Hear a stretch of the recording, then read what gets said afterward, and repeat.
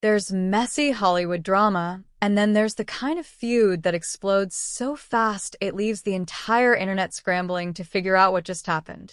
And this time, the firestorm wasn't started by tabloids or random fans.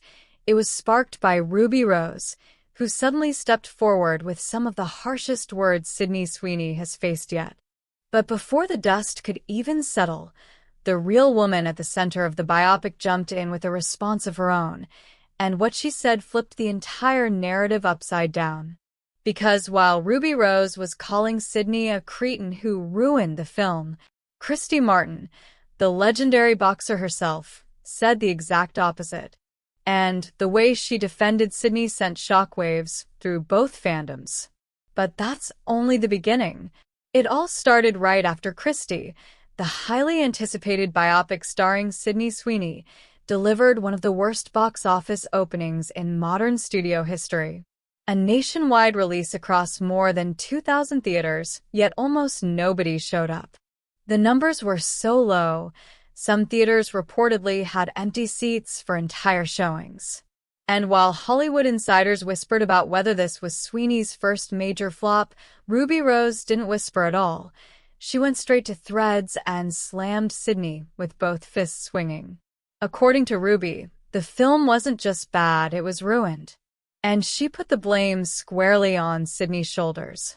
But then she dropped the twist. She claimed she was originally supposed to be in the film. And that accusation? It sent the internet spiraling. But the next part is what really lit the match. Ruby insisted that the cast originally attached to the project all had deep personal connections to Christie's story. She suggested that most were queer, including herself, and that this authenticity mattered. In her view, Sydney didn't have that connection. And she didn't stop there. She accused Sydney of pretending to be part of a community that, according to Ruby, she doesn't support. She pointed to Sydney's older controversies, like those 2023 photos of a family birthday party where guests wore MAGA-style gear. Then she resurrected the American Eagle campaign that Donald Trump praised, the one where the good genes/good genes slogan kicked off a wave of accusations online. Ruby's message was blunt. None of the people want to see someone who hates them parading around pretending to be us. You're a cretin. You ruined the film. It was harsh. It was public. And it was personal. But while Ruby's accusations were boiling over, Sydney was dealing with another wave of headlines, the film's historic flop. And that's where things got even more complicated. When the numbers came in, Christy didn't just fail. It collapsed.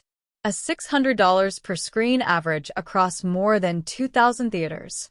Analysts called it stunning, unprecedented, and a disaster nobody could spin. But Sydney tried anyway, not for the studio, but for Christy herself.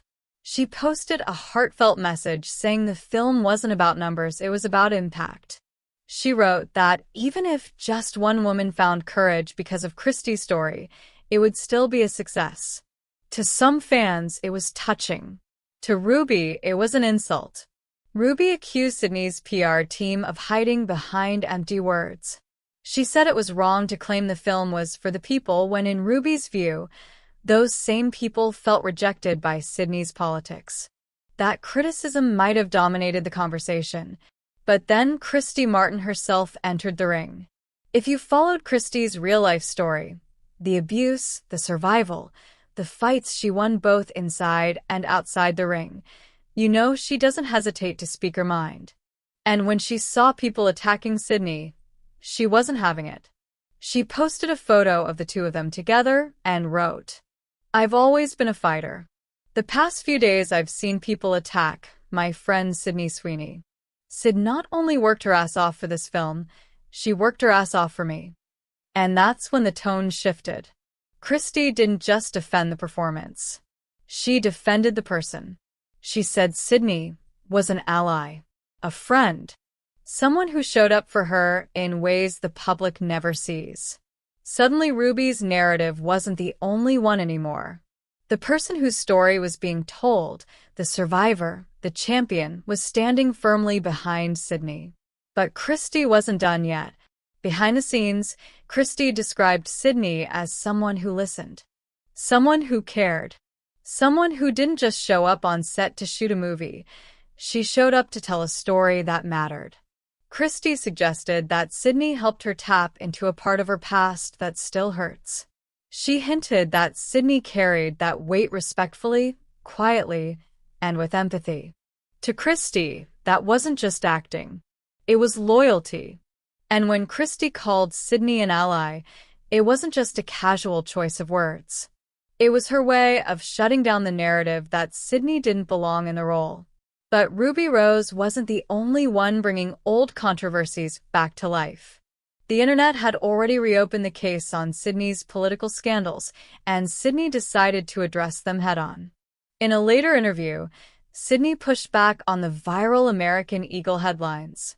She said the reports about stock prices weren't just wrong, they were completely made up. She claimed the company was in a quiet period and couldn't legally correct the misinformation. As for the MAGA-themed party, Sydney told Variety the entire situation had been blown out of proportion. She insisted the people wearing the controversial gear weren't even her family. She said it was all misinterpretation, a photo taken out of context that spiraled into a narrative she couldn't control. But whether fair or not, the controversies stuck. And Ruby used them as evidence that Sydney shouldn't have played Christy. Which leads to the bigger question. This feud isn't just about a flop, or a casting choice, or even Ruby Rose versus Sydney Sweeney. It's about identity, authenticity, who gets to tell which stories, and how Hollywood defines representation. Ruby framed her criticism as a fight for the queer community. Christy framed her response as a fight for truth and loyalty. Fans framed it as yet another chapter in Sydney Sweeney's ongoing culture war saga. Some say Ruby's comments were unprofessional. Others say she was speaking her truth.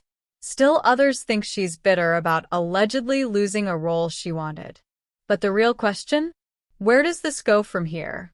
Online, rumors are swirling that Ruby's anger stems from behind-the-scenes frustration. Maybe she was close to landing a role. Maybe she wasn't. Nothing is confirmed, but fans are already connecting dots. Meanwhile, Sydney's career continues rising. Even with every controversy, every headline, every messy internet debate, she somehow emerges bigger than before. And now that Christy publicly backed her, the narrative is shifting again. The survivor siding with the actress who portrayed her? That carries weight. But Ruby's fans aren't backing down either. The debate is still raging. And, honestly, this story is far from over. At the heart of all this chaos is one uncomfortable question. What actually makes someone the right person to tell a story? Is it identity? Is it empathy? Is it commitment? Is it the impact the story makes? Or is Hollywood now trapped in a space where politics matter more than performance? Christy believes Sydney honored her story. Ruby believes Sydney never should have been cast. And fans are caught somewhere in between. So what do you think?